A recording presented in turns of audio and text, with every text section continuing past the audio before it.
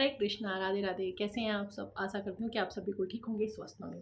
Friends, एक बहुत ही common question आता है जो पिछले 3 साल से लगातार पूछा जा रहा है, बट मैंने कभी उसका रिप्लाई नहीं किया। आज मैंने बहुत हिम्मत करके सोचा है कि मैं उस चीज़ का रिप्लाई करूँ कि आप भगवान श्री कृष्ण भक्ति में कैसे आए? कैसे आप उनसे जुड़े? आपका क्या एक्सपीरियंस था?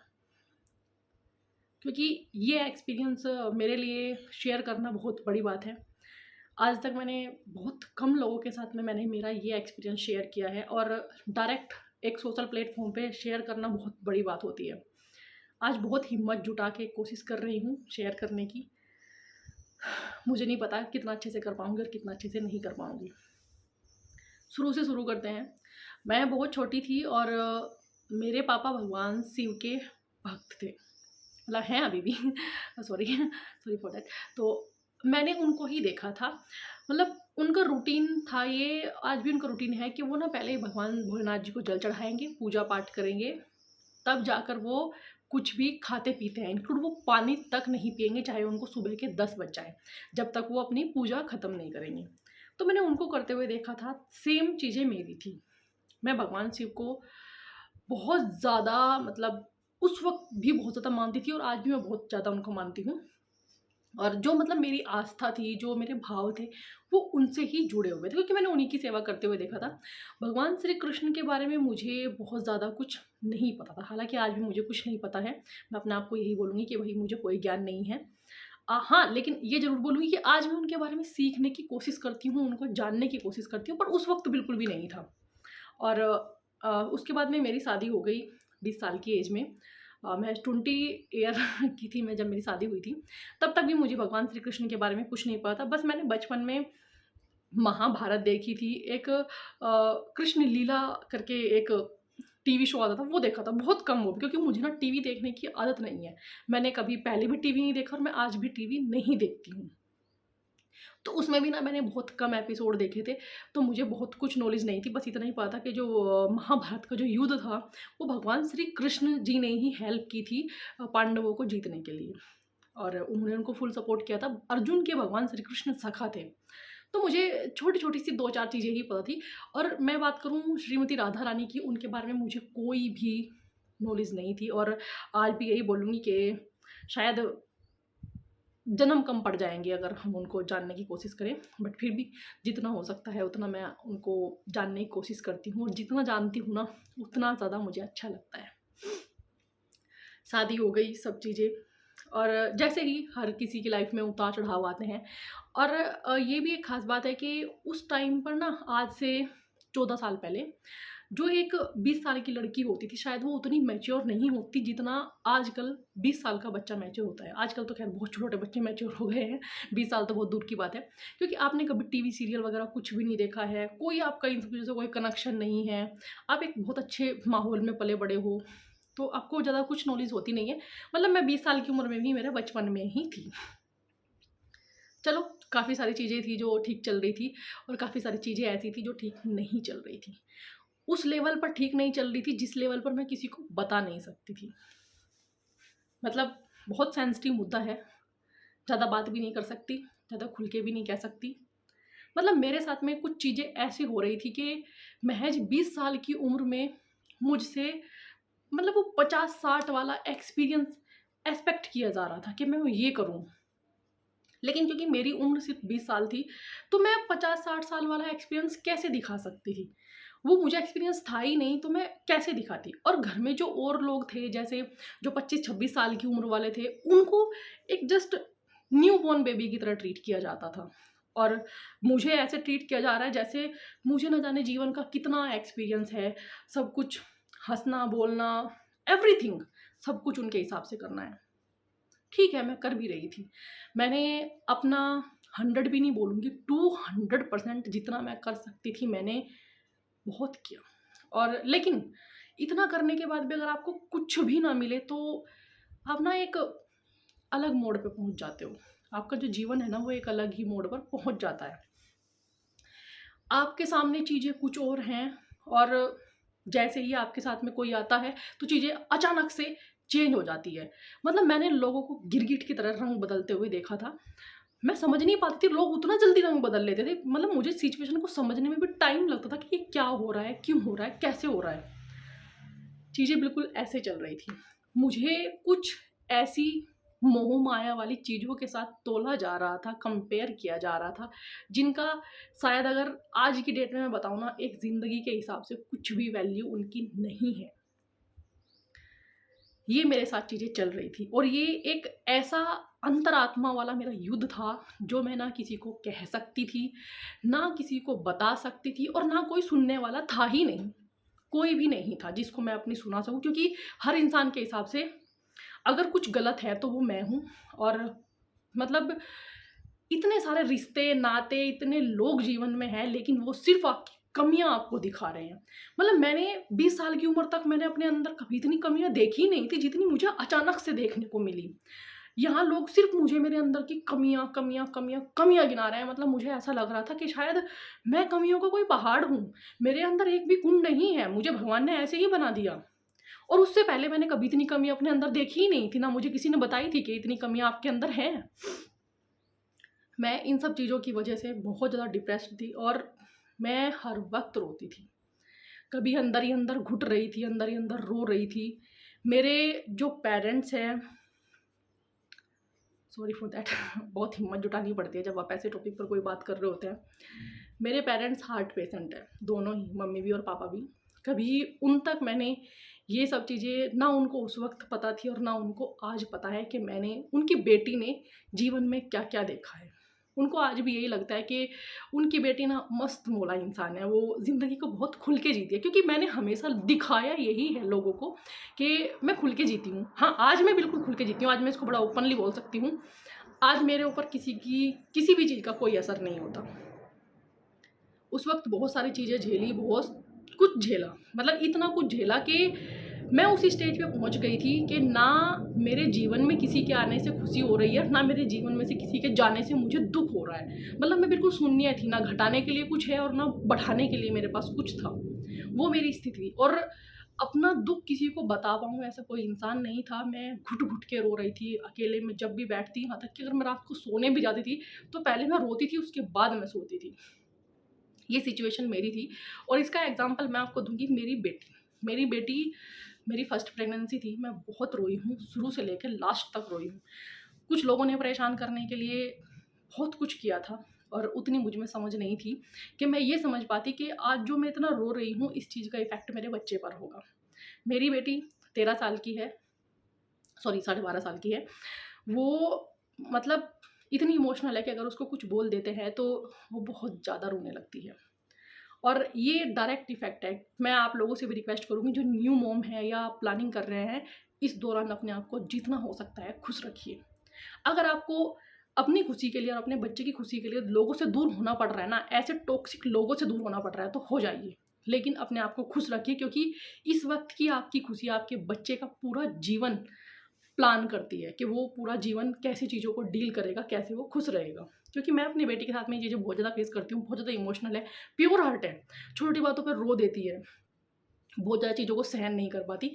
उस वक्त जो मेरी सिचुएशन थी आज एग्जैक्ट वो सेम मेरी बेटी की है।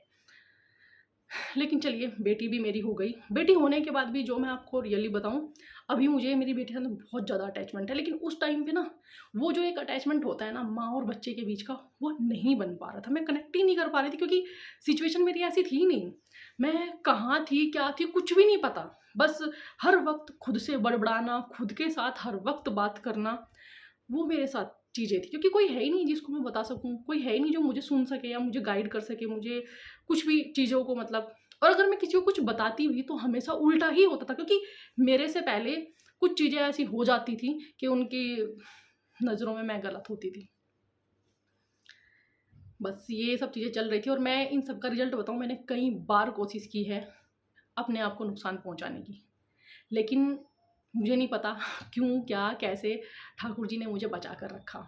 उस वक्त तक कृष्णा जी का मेरे जीवन में आना नहीं हुआ था जब ये चीज़ें चल रही थी। घर में और भी बहुत सारी सिचुएशन चल रही थी कि फाइनेंशियली, फिजिकली, मेंटली, हर तरीके की। लेकिन मैं आपको एक चीज़ बोलूँगी, इंसान ये भूल जाता है कि अगर आप किसी को किसी की अंतर आत्मा तक आप रुलाते हो ना, तो ये आपके कर्म हैं। आप चाहे जानबूझकर करें या जाने अनजाने में करें, आपको ये कर्म ना अपने यहीं भुग कर जाने हैं। तो जाने अनजाने में भी कभी ऐसी कोई गलती ना करें जिसकी वजह से किसी की अंतर आत्मा तक रो दे। बस ये सब चीज़ें चल रही थी, और ये चीज़ें लगभग 2025 तक मैं काफ़ी कुछ फेस कर चुकी थी। जो लोग शायद 35-40 की उम्र तक जो चीज़ों का एक्सपीरियंस नहीं कर पाते, वो मैं इन 4-5 सालों में कर चुकी थी। और सिचुएशन मेरी वही थी कि ना मुझे किसी से कोई अटैचमेंट था, ना कुछ था। मैंने खुद को सबसे अलग कर लिया था, और आज भी मैं अकेले में मस्त रहती हूँ, जिसको बोल सकती हूँ मैं खुश रहती हूँ। मुझे किसी के साथ में अच्छी वाइब नहीं आती, ना मेरी वाइब मैच होती है। मैं अपनी ज़िम्मेदारियाँ बखूबी निभाती हूँ, सब कुछ करती हूँ, लेकिन कुछ लोगों ने जिस वक़्त मुझे परेशान किया था, उनके लिए रिस्पेक्ट दिल में उस वक़्त भी नहीं था, आज भी नहीं है और कल भी नहीं होगा। बस ज़िम्मेदारियाँ हैं जो मुझे निभानी हैं, और मैं बखूबी निभाती भी हूँ। ऐसे करते-करते काफ़ी टाइम हो गया। हम लोग मतलब मैं और मेरे हस्बैंड एक दिन बोले कि चलो हरिद्वार चलते हैं। तब हम घर पे ही थे। हम लोग हरिद्वार गए, तो उन्होंने बोला कि कहाँ जाना है, कोई से मंदिर जाना है। क्योंकि उस वक़्त ना मेरा भगवान से भरोसा बिल्कुल ख़त्म हो गया था। मैंने दिया बाती जो मैं करती थी ना, मैंने सब कुछ छोड़ दिया था। कई साल पहले से ही छोड़ चुकी थी मैं। मेरा 1% भी विश्वास भगवान पर नहीं था। तो मैंने बोला कि मुझे किसी मंदिर नहीं जाना है, कहीं नहीं जाना है, बस मुझे गंगा किनारे बैठना है, क्योंकि मुझे प्यार है थोड़ा नेचर से, बहुत ज़्यादा है। मुझे हरियाली बहुत पसंद है, पहाड़ बहुत पसंद है, बहती हुई नदियाँ बहुत पसंद है, झरने बहुत पसंद है। तो मैंने बोला कि मुझे गंगा किनारे बैठना है, मुझे मेरे खुद के साथ सुकून के 2 पल चाहिए। तो हम लोग वहाँ गए, और कुछ देर मैंने मतलब मैं वहाँ बैठी, सॉरी मतलब जैसे हम लोग जा रहे थे ना, तो मार्केट के बीच से होके रास्ता जाता है, जो आपको आगे गंगा किनारे तक लेकर जाता है। तो रास्ते में जब हम लोग जा रहे थे, तो वहाँ पर ना जो दुकान के बाहर स्टॉल लगे रहते हैं, वहाँ पर बहुत सारे ठाकुर जी की ना मूर्तियाँ रखी हुई थी, लड्डू गोपाल जी की। मेरे हस्बैंड को अच्छे लगे, तो वो बोले देखना बहुत सुंदर लड्डू गोपाल जी, हमें उस टाइम तक नहीं पता, हम लोग कृष्णा ही बोलते थे। देखो कितने प्यारे कृष्णा जी रखे हैं, चलो लेके चलते हैं। तो मेरा वही था कि नहीं, जब मैं मानती नहीं हूँ, और जो मतलब मन से जो आवाज़ आ रही थी ना, वो ये थी कि अगर ये होते तो क्या ये सब होता? जो मैं झेल रही हूँ, क्या वो सब चीज़ें मैं झेलती अगर ये होते? कभी तो इनको तरस आना चाहिए था ना मेरे ऊपर। या ये बिल्कुल आँखें बंद करके बैठ गए, क्योंकि मैं हमेशा अपने आप से ये चीज़ पूछती थी कि मैं क्यों हूँ? मैं किस लिए हूँ? भगवान ने मुझे मतलब इस धरती पर भेजा ही क्यों है? ये कॉमन क्वेश्चन थे जो मैं हर वक़्त अपने आप से करती थी। लेकिन चलो कोई नहीं, मैंने उनको मना कर दिया, और हम लोग आगे गंगा किनारे चले गए। हालाँकि उन्होंने मुझे 2-3 बार बोला, हमारे घर कृष्णा जी की मूर्ति नहीं है, लेकर चलते हैं। मैं कहा यार, जब होते ही नहीं है तो क्यों लेके चलना है? मैंने बहुत रूडली मतलब बिहेव किया, और मैंने ऐसे बोला, और हम लोग जाके गंगा किनारे बैठ गए। क्योंकि जब आप अंदर से ना टूटे हुए रहते हो, और आप बार-बार अपने आप को समेटने की कोशिश कर रहे हो, और कुछ लोग आते हैं बार-बार आपको वापस से बिखेर के चले जाते हैं। उस वक़्त आप ना इंसान पे भरोसा करते हैं, ना भगवान पे भरोसा करते हैं। तो बस हम वहाँ पे लगभग 2 ढाई घंटे गंगा किनारे बैठे। बहुत अच्छा वहाँ मुझे बैठ के लगा, ठंडी-ठंडी हवा जैसे चेहरे को टच कर रही थी, और वो बहता हुआ पानी देखकर बहुत कुछ दिमाग में चल रहा था। लेकिन अच्छा लग रहा था कि मैं कम से कम सबसे दूर अकेली यहाँ बैठी हूँ। मुझे ये चीज़ बहुत अच्छी लग रही थी, मुझे सुकून मिल रहा था।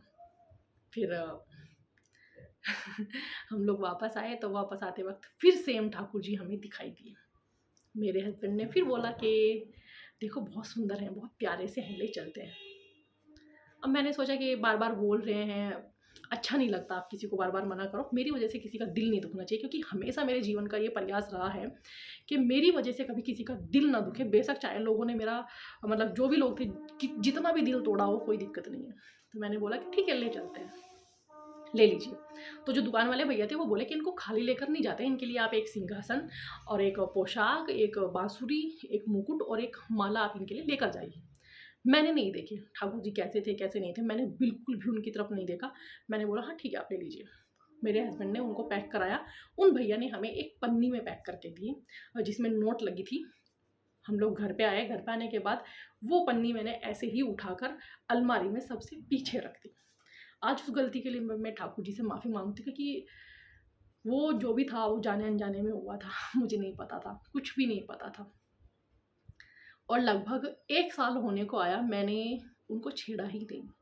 वो पन्नी में ऐसे कैसे ही बंद अलमारी में पीछे की साइड रखे रहे। मैं यहाँ पर आई लगभग 1 साल बाद, यहाँ पे अभी हम लोग कर्नाटका में रहते हैं, यहाँ पर सेम हम लोग आए, बैग पैक कर रही थी तो मुझे वो पॉलीथीन भी दिखाई दी। मैंने ऐसे ही, वो तब भी मैंने नहीं खोली, मैंने वो ऐसे कैसे पॉलीथीन उठाई, बैग में रख ली, मतलब मैं उनको यहाँ पर लेकर आ गई। अब चलो मैं यहाँ पर लेकर आ गई, यहाँ पर आने के बाद भी मैंने सेम चीज़ें की, जैसे हमने बैग खोले वापस वो पन्नी ऐसे कैसे उठा के मैंने मंदिर के ऊपर रख दी। पहले जो मेरा मंदिर था बहुत छोटा सा था, मंदिर के ऊपर मैंने वो पन्नी रख दी। कुछ टाइम बाद ही जन्माष्टमी थी, तो मेरे हस्बैंड बोले कि जन्माष्टमी है और हम लोग कृष्णा जी लेकर आए थे ना, तुम यहाँ लेकर आई हो उनको। मैं कहा हाँ मैं लेकर आई हूँ। तो ये बोले कि यार तुमने मंदिर में भी विराजमान नहीं किया उनको, ऐसे ही पन्नी में बंद रखे है। मैं कहा हाँ ठीक है कोई बात नहीं, मेरा मन नहीं करता। मैं कहा आपका मन कर रहा है तो आप निकाल लीजिए और विराजमान कर दीजिए।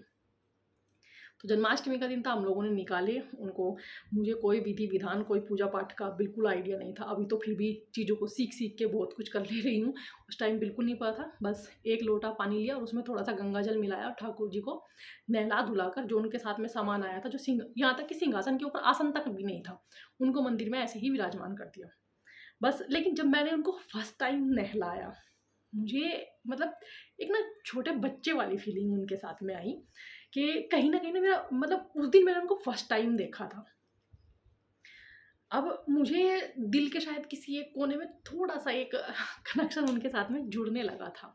और चीज़ें ना उनसे थोड़ा पहले से ही, जैसे वो आए थे और मैंने जैसे ही मतलब जब वो घर पे आए थे तो उनको मैंने पन्नी में ही बंद उनको अलमारी में रखा था, चीज़ें तब से ही चेंज होने लगी थी। चलो कोई नहीं थोड़ा मतलब जाने अनजाने में ही सही जो गलती हुई थी, लेकिन मेरे पास में कुछ ज़्यादा वो नहीं था और ना ही मुझे पता था उनके बारे में कुछ ऐसा भी कुछ होता है कि उनकी सेवा ऐसे होती है।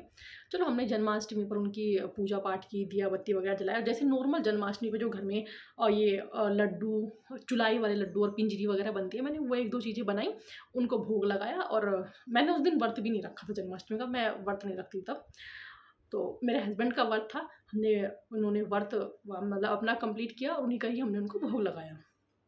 ऐसे करते करते भी मतलब 2-3 महीने हो गए, मुझे उनकी कोई सेवा का कुछ नहीं पता। वो एक ही बार मैंने जन्माष्टमी पर नहलाए थे, बस वो ऐसे ही मंदिर में विराजमान थे। अब बस इतना था कि मैं सुबह शाम दिया धूप करने लगी थी। फिर जहाँ पे हम लोग पहले रहते थे, दूसरी बिल्डिंग में हम लोग रहते थे, वहाँ पे ना पड़ोस में एक मतलब दीदी रहती थी। वो मतलब पंजाबी थी, वो पंजाब में इनकी काफ़ी पूजा होती है। तो मैं कभी किसी के पास जाके बैठती नहीं थी, क्योंकि मेरा कभी किसी से इतना ज़्यादा रहा नहीं कि मैं किसी से बहुत ज़्यादा बात करूँ, आज भी नहीं है। और ना मैं कभी किसी के पास में जाके बैठना उठना था। लेकिन ये था कि जब शाम को कई बार वॉक करने के लिए निकलते मिल जाते थे, तो पूछ लेते थे कि कैसे हो, क्या कर रहे हो, मतलब 1-2 मिनट की बातचीत हो जाती थी। तो वही उनसे मेरी बातचीत थी। तो मेरी तबीयत ख़राब थी, मुझे फ़ीवर हो रखा था, 3-4 दिन ना घर से बाहर नहीं निकली। उनको लगा कि शायद पता नहीं क्यों नहीं बाहर आ रही है, तो वो घर आई, उन्होंने मुझसे पूछा साक्षी क्या हुआ, तबीयत ठीक नहीं है, दिखाई नहीं दे रही हो 3-4 दिन से। तो उनको बताया उनकी वो, क्योंकि काफ़ी देर वो बैठी रही तो मैंने उनके लिए चाय पानी बनाई और उनका ध्यान मंदिर की तरफ गया। तो वो मुझे बोली, अरे वाह, तुमने तो लड्डू गोपाल जी रखे हुए हैं, खूब सेवा करती होगी इनकी तो तुम। तो मैं पहले मतलब मैंने देखा ये लड्डू गोपाल जी किसको बोल रहे हैं, क्योंकि मुझे उनका नाम भी नहीं पता था।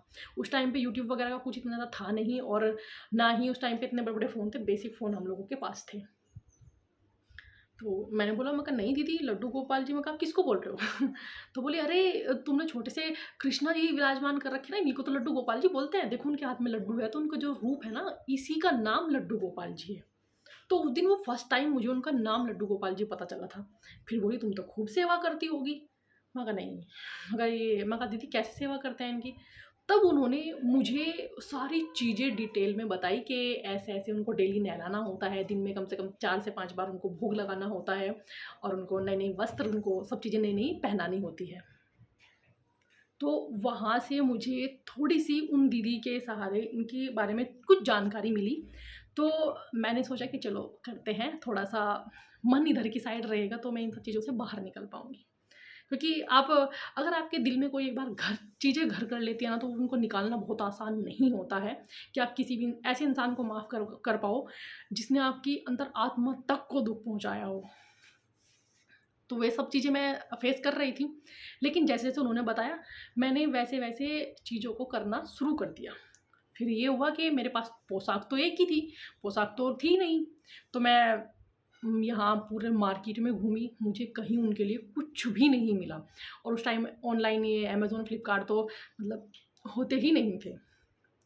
लेकिन चलो, मैं ऐसा करती थी कि मतलब वो पोशाक मैं ना मुझसे सिलाई कढ़ाई भी नहीं आती थी। मैं यही बोलूँ कि मुझसे मेरा सिलाई कढ़ाई बुनाई से कोई दूर-दूर तक लेना देना ही नहीं था।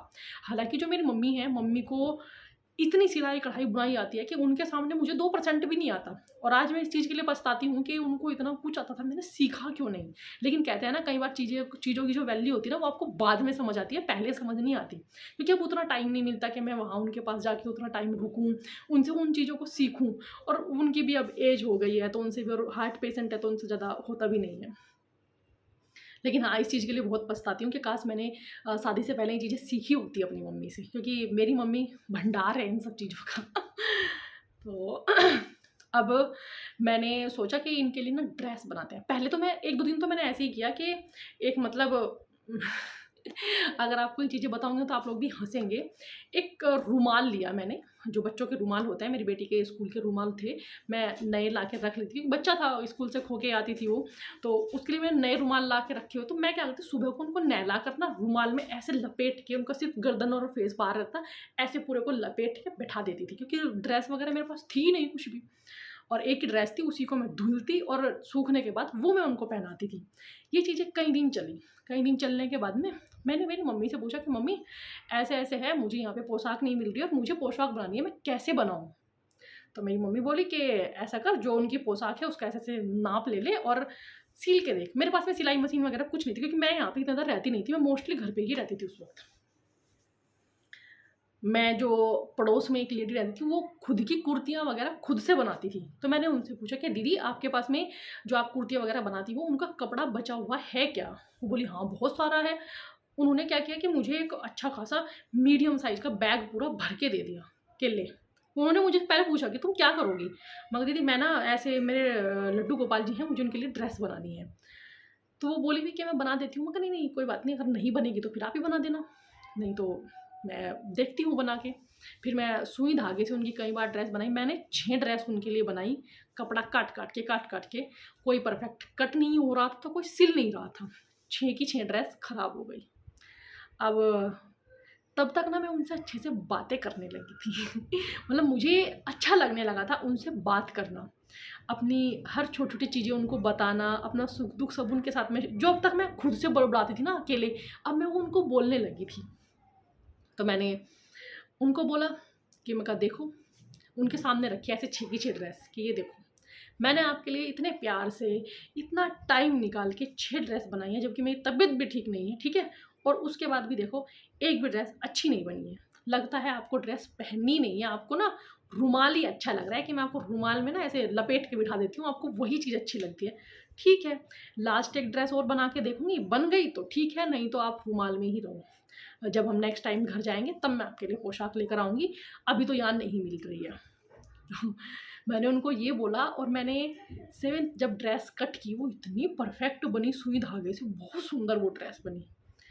वो मेरी फर्स्ट फीलिंग थी, जो मतलब मुझे ऐसा लगा था कि मैं ठाकुर जी से कनेक्ट कर पा रही हूँ, ये मुझे सुन रहे हैं। मतलब वो मोमेंट आज भी, मतलब मेरे जो रुए खड़े हो जाते हैं बॉडी के, कि मतलब मैंने उनको ऐसा बोला और उन्होंने मतलब एकदम मेरी वो ड्रेस बिल्कुल परफेक्ट बन गई। मैं बहुत रोई थी उस दिन, बहुत रोई थी उनके सामने, कि मुझे पता ही नहीं था कि आप इतने ध्यान से सुनते हो क्या? मतलब मैंने उनको ऐसे बोला था कि आप इतने ध्यान से सुनते हो क्या आप ऐसे?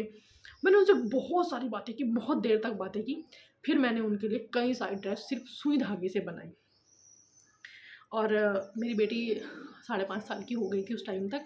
बीच में 2 बार मेरी तबीयत ख़राब हो चुकी थी, प्रेगनेंसी को लेकर। मेरा यूट्रस वीक था, बेबी कंसीव नहीं हो रहा था। हालाँकि हम लोगों का ऐसा कुछ वो नहीं था कि नहीं, सेकंड बेबी चाहिए ही चाहिए, क्योंकि हमारे पास में बेटी थी, तो इतना था कि चलो, कोई हमें है माँ-बाप बोलने के लिए, तो कोई ना कोई है ही। लेकिन घर में सबका प्रेशर था कि नहीं, एक बच्चा और होना चाहिए। कभी मेरे फैमिली में किसी ने ये नहीं बोला कि नहीं बेटा ही होना चाहिए। हाँ, ये था कि नहीं बच्चे 2 होने चाहिए, अकेला बच्चा गुमसुम ज़्यादा रहता है। तो ठीक है, कोई बात नहीं। हमने ट्रीटमेंट वगैरह कराया, कुछ नहीं था। मतलब डॉक्टर ने मैंने 6 मंथ ट्रीटमेंट किया। डॉक्टर ने मना कर दिया कि यूट्रस बहुत वीक है, वेट नहीं ले पाएगा। और 2 बार मुझे कंसीव भी हुआ, मेरी तबीयत ख़राब हो गई थी, मिसकैरेज हो गया था। और सेवा करते-करते फिर जब मतलब 2 महीने बाद अचानक से पता चलता है कि मैं प्रेग्नेंट हूँ।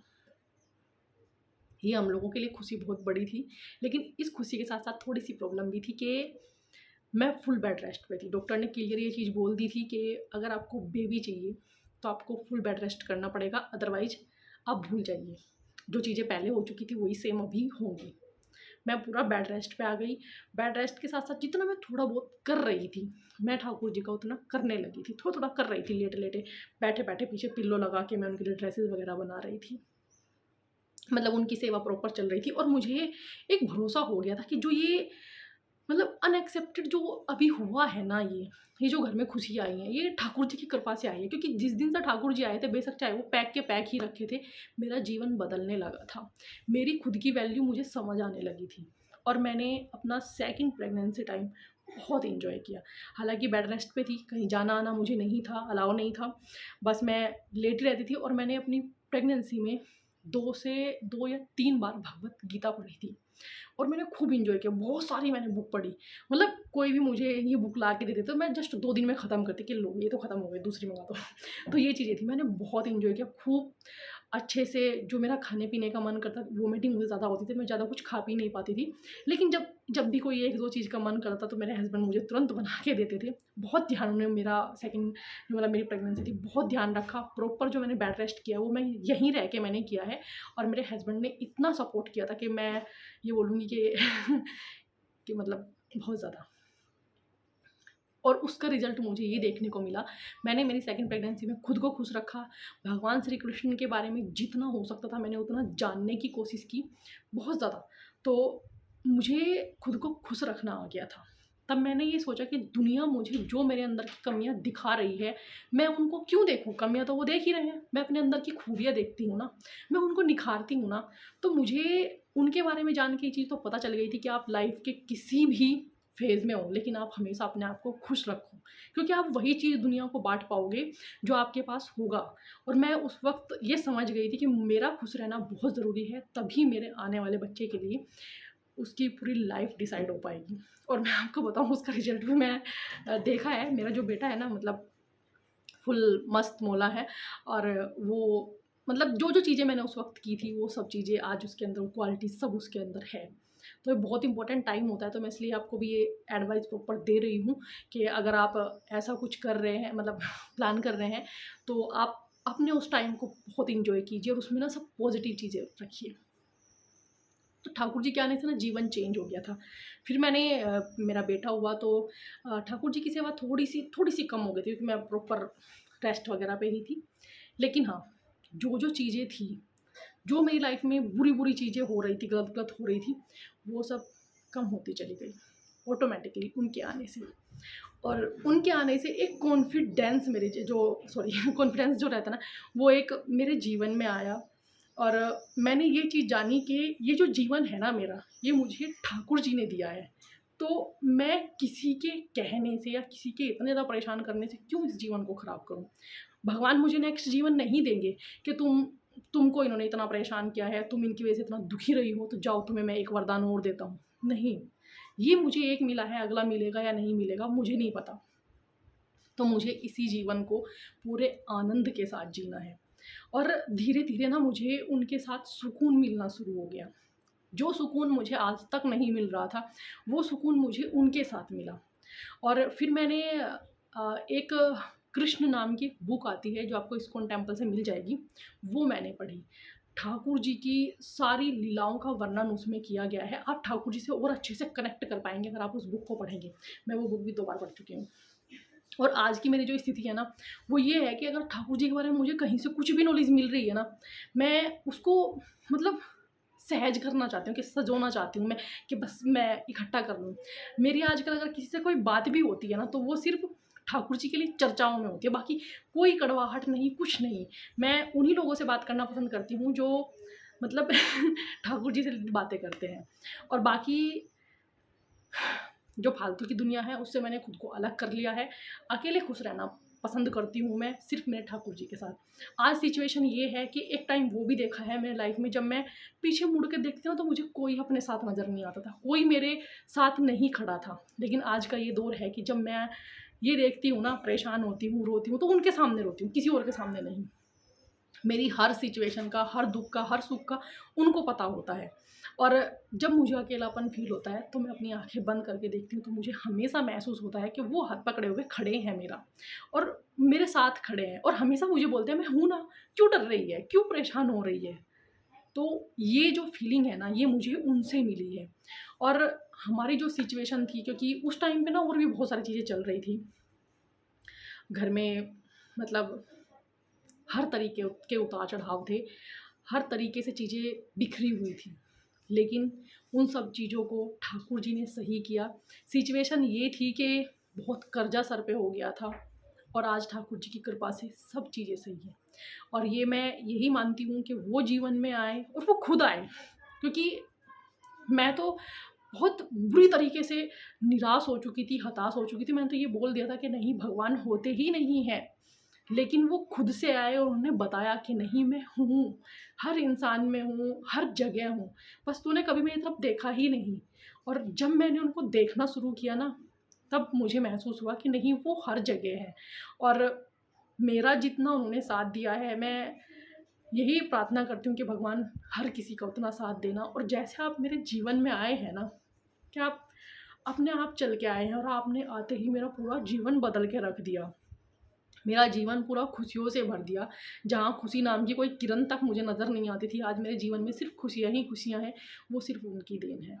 और भी बहुत कुछ है जो शायद मुझसे छूट गया होगा बताना, मैं बता नहीं पाई हूँ। मतलब ये एक ऐसा ऐसा एक्सपीरियंस है कि मैं नहीं एक्सप्लेन कर कर सकती, क्योंकि ये ना गूंगे के गुड़ जैसा है। खाया तो है, पर उसका जो स्वाद है ना, वो मैं आपको नहीं बता सकती। बस आपको यही बोलूँगी, अपने जीवन में ना वो चीज़ ढूँढिए जो आपको सुकून दे। अपने आप को बहुत सारी ब्लेसिंग्स दीजिए, क्योंकि बद्दुआएँ देने के लिए लोग हैं आपके पास। वो हर किसी के पास है। मेरे पास वैसे बहुत लोग हैं जो मुझे बद्दुआएँ देते हैं। तो अपने आप को ब्लेसिंग्स दीजिए, अपने आप को फुल मोटिवेट रखिए, ठाकुर जी के प्रति पूरे अपने दिल में भक्ति रखिए, जितना हो सकता है उनकी सेवा कीजिए। मेरा यही रहता है, क्योंकि मेरे को जो सबसे ज़्यादा सुकून मिलता है वो ठाकुर जी की सेवा में मिलता है। चाहे मुझे उनके लिए ड्रेसेस बनानी हो, उनके लिए अच्छा-अच्छा भोग बनाना हो, या उनका श्रृंगार करना हो। मैं हर वक़्त अपने आप को उनमें बिज़ी रखती हूँ। तो मुझे बहुत अच्छा लगता है। और क्योंकि कहते हैं ना कि अगर आप भगवान से जुड़ जाते हैं, एक टाइम आपके जीवन में वो आता है कि आप सबसे कट जाते हैं। हाँ, मेरे जीवन में वो टाइम फ़िलहाल चल रहा है। मेरा किसी के साथ में बहुत ज़्यादा कुछ मन नहीं करता बात करने का, या कुछ भी है। मेरा उनके साथ बस मन लगता है, और उनमें मैं लीन रहती हूँ, क्योंकि सुकून मेरा उनमें है। मैंने इतने टाइम में ये तो मुझे समझ आ गया है कि आपको दुनिया में और कहीं सुकून मिले या ना मिले, लेकिन भगवान के चरणों में आपको सुकून मिल जाएगा। मेडिटेशन करती हूँ, थोड़ा योगा करती हूँ, और भगवान का नाम जाप करती हूँ। वो आपके ऊपर है, आपको मतलब कैसे भी लीजिए भगवान का कोई भी आप मंत्र जाप कर सकते हैं, नाम जाप कर सकते हैं। तो बस मैं अपने आप को उनमें लगा कर रखती हूँ, और जब से मैंने खुद को उनमें लगाया है ना, तो खुद को पा लिया है। और जब तक दुनिया में लगा रखा था, खुद को खो दिया था। तो यही मेरे जीवन का एक्सपीरियंस है। उन्होंने पूरा जीवन मेरा बदल के रख दिया, या तो मेरा जीवन यहाँ था, या आज यहाँ पहुँचा दिया है। सेल्फ कॉन्फिडेंस बढ़ा है, अपने आप की वैल्यू मैं समझ गई हूँ कि क्या मेरी वैल्यू है। आज कोई भी आए आप पर, आज आके कोई मुझे तोड़ नहीं सकता। उस वक्त तो मुझे तोड़ना बहुत आसान था, लेकिन आज नहीं तोड़ सकता, क्योंकि आज मुझे भरोसा है, वो साथ है ना, बस अपना आप देख लेंगे। और जिन्होंने परेशान किया, जो भी किया, मैं कभी किसी के लिए बद्दुआएँ नहीं करती, ना उस वक़्त की, ना मैं आज करती हूँ। बस हाँ, इतना मैं ज़रूर बोलती हूँ कि वो सब देख रहा है। आपको आपके कर्म यहीं भोग के जाने हैं, चाहे इसमें मैं ही क्यों ना हूँ, या कोई भी है। वो ज़माना पहले था जब आपको कई-कई जन्मों का फल कई-कई जन्मों बाद मिलता था, लेकिन नहीं भाई, ये कलयुग है, यहाँ आपको इस जन्म का फल इसी जन्म में भोग कर जाना है।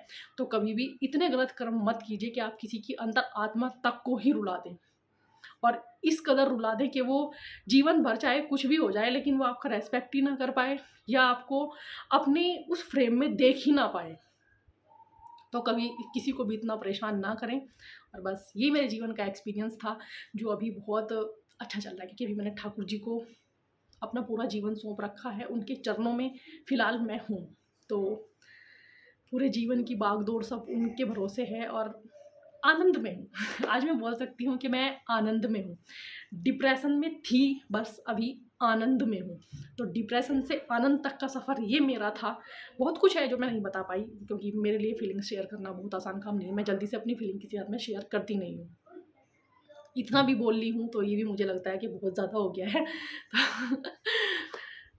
तो बस यही कहूँगी कि जैसे ठाकुर जी मेरे जीवन में आए हैं वैसे आप सबके जीवन में आएँ और आप सबको अपनी भक्ति प्रदान करें, प्रेम भक्ति जो होती है वो आपको प्रदान करें। और जो मेरे ठाकुर जी के साथ रिश्ता है ना, वो शुरू से ही एक बच्चे के साथ जैसे एक माँ का रिश्ता कनेक्ट होता है ना, वो बिल्कुल मेरा वैसा कनेक्ट हुआ था और आज भी वो वैसा ही है मेरे लाल जी के साथ में। उनकी एक मुस्कुराहट पूरे दुख दर्द हटा देती है साइड में। और जो मैं महसूस भी करती हूँ, मेरी पहली फीलिंग्स क्या थी मेरे ठाकुर जी के साथ में, वो भी मैंने आपके साथ शेयर की। और इतना तो मैं समझ गई थी कि वो मुझे बहुत ध्यान से सुनते हैं और आज भी सेम सिचुएशन है। मैं अगर उनसे कुछ बात करती हूँ ना, कई बार मेरे साथ में वो चीज़ें हो जाती हैं जो जस्ट मैंने अभी उनको बोली थी। मैं तब भी हैरान हो जाती हूँ कि इतना ध्यान से आप मुझे बैठ के सुन रहे हो। तो अपने आप को ना ईश्वर से ऐसे कनेक्ट कर दीजिए कि किसी और से आप कनेक्ट होने की ज़रूरत ही ना पड़े। तो आई होप कि मेरा जो ये सफ़र था आपको शायद समझ आया होगा। मुझे नहीं पता मैं कितना एक्सप्लेन कर पाई कितना नहीं। तो मिलते हैं नेक्स्ट वीडियो में। हरे कृष्ण, राधे राधे।